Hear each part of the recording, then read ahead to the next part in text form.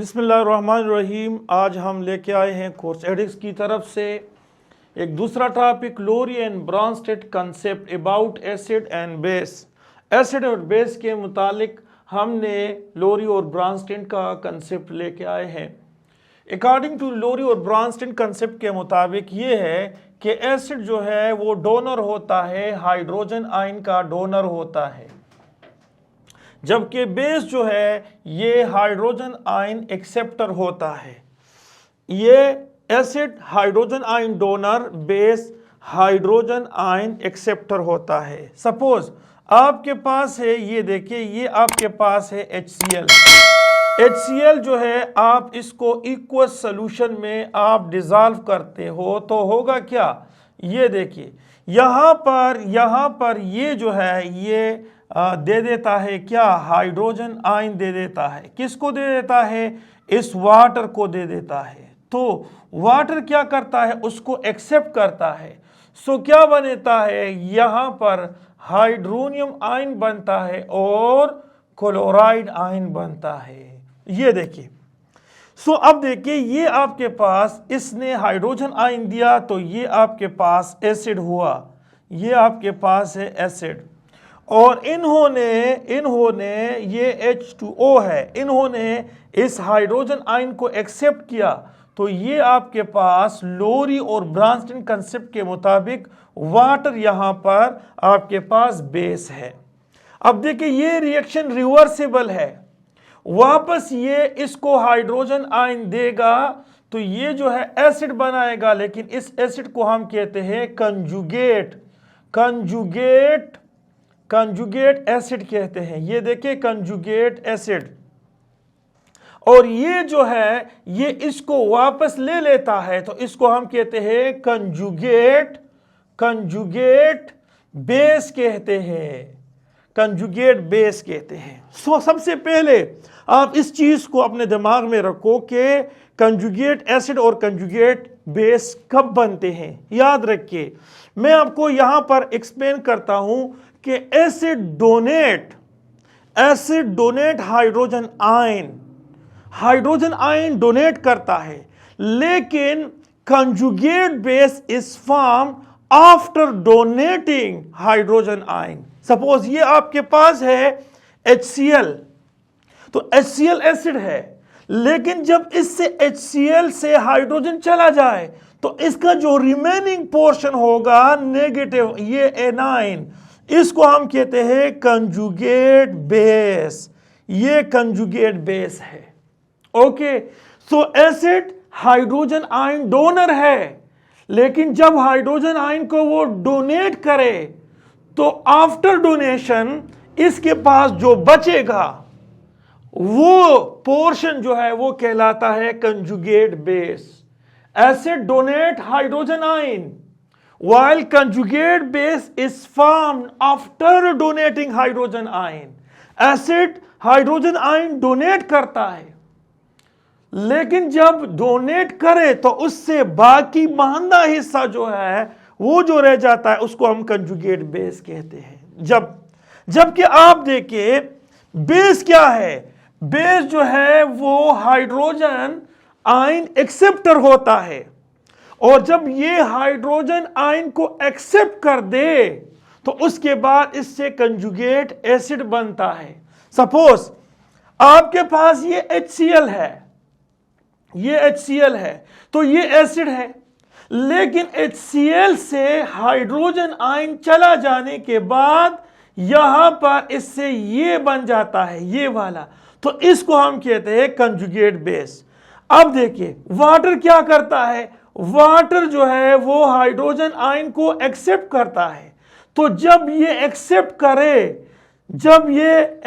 करे तो इससे बनता है हाइड्रोनियम आयन, तो ये हाइड्रोनियम आयन बनता है, तो इसको हम कहते हैं कंजुगेट एसिड।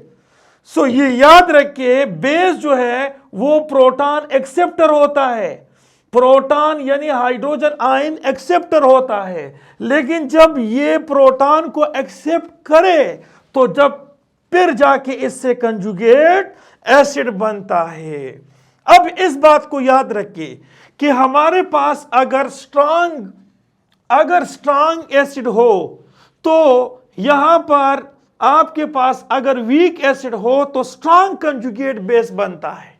अगर वीक एसिड हो तो स्ट्रांग कंजुगेट बेस बनता है, और अगर स्ट्रांग एसिड हो तो वीक कंजुगेट बेस बनता है। इस पॉइंट को अपने दिमाग में बिठा दो। किस तरह से ये याद रखिए, इसको मैं एक्सप्लेन करना चाहता हूं। देखिए आपके पास है वीक एसिड, एसिटिक एसिड है, ये देखिए एसिटिक एसिड जो है ये वीक एसिड है, वीक एसिड। अब क्या हो गया कि इसने इक्वस सॉल्यूशन में हाइड्रोजन आयन डोनेट किया। अब क्या हो गया कि आपके पास ये जो है यहां पर एसीटेट आयन बना, यहां पर एसीटेट आयन बना, और होगा क्या, और यहां पर हाइड्रोजन। तो हाइड्रोजन जो है वो बेस इसको एक्सेप्ट करेगा। यहां पर क्या बना, कंजुगेट बेस बना, और ये आपके पास क्या है, स्ट्रांग कंजुगेट बेस, क्योंकि ये आपके पास है वीक एसिड। अब इसको स्ट्रांग क्यों कहते हैं, जब ये हाइड्रोजन आयन किसी को दे देता है बेस को तो उससे वापस आसानी से ले लेता है। क्यों ले लेता है, देखिए ये CH3 ग्रुप जो है ये इलेक्ट्रॉन डोनर है, ये इलेक्ट्रॉन डोनेटिंग ग्रुप है। सो क्या करेगा, यहां इस इलेक्ट्रॉनिक डेंसिटी इस ऑक्सीजन पे इंक्रीज करेगा। जब इंक्रीज करेगा तो ये वापस जल्दी से, ये अनस्टेबल होता है, जल्दी से हाइड्रोजन को वापस पिकअप करके रिएक्शन रिवर्स में जाएगा। सो वीक एसिड के साथ स्ट्रांग कंजुगेट बेस होता है, स्ट्रांग कंजुगेट बेस होता है। और ये याद रखिए इसकी Ka वैल्यू जो है ये लो होती है, लो होती है। क्यों लो होती है, कि इसकी डिसोसिएशन नहीं होती है। जब डिसोसिएशन होती है तो कम होती है, इस वजह से इसकी Ka value, dissociation constant value जो है वो कम आएगी। यहां पर अगर हम इसको इस तरह से लिखिए, यहां आप देखिए ये आपके पास है एसीटेट आयन और यहां पर हाइड्रोजन आयन, ये देखिए, और यहां पर आपके पास है एसिटिक एसिड। सो ये आपके पास है स्ट्रांग कंजुगेट बेस है, तो ये वापस हाइड्रोजन को ले लेता है, रिएक्शन रिवर्स में जाएगा, तो डिनोमिनेटर की वैल्यू ज्यादा होगी और नॉमिनेटर की वैल्यू कम होगी, इसीलिए Ka वैल्यू जो है वो लो होगी। इस तरह से अगर आपके पास क्या है, गौर से देखिए, अगर आपके पास है दूसरा एसिड, दूसरा एसिड है आपके पास सपोज HCl है। अब HCl में आप देखें आपके पास क्या है, ये किसी बेस को हाइड्रोजन आयन प्रोवाइड करता है। सो ये क्या है, ये आपके पास स्ट्रांग एसिड है।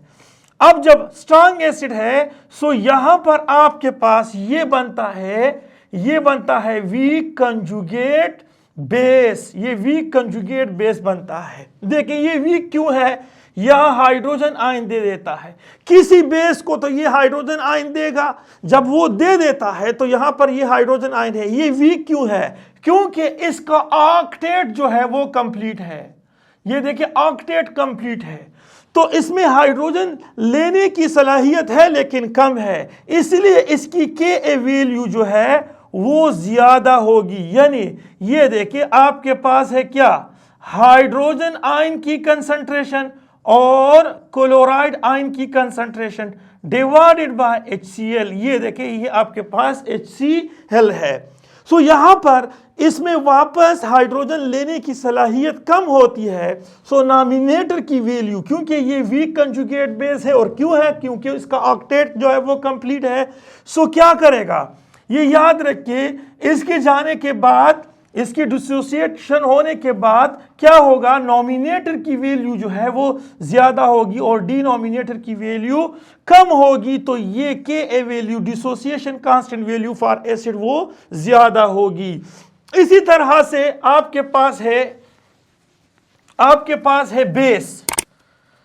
सपोज बेस आपके पास है अमोनियम, देखिए अमोनियम हाइड्रो ऑक्साइड है, ये आपके पास अमोनियम हाइड्रोक्साइड एक बेस है। होगा क्या कि यहां पर ये क्या करता है कि ये आपको देगा अमोनियम आयन देगा और यहां पर OH आयन चला जाएगा। तो ये आपके पास है बेस, ये बेस है और ये OH आयन को जो है वो डोनेट करता है। सो यहां पर जो आपके पास बनेगा ये आपके पास है वीक बेस, ये स्ट्रांग कंजुगेट एसिड है, ये स्ट्रांग कंजुगेट एसिड है। क्यों?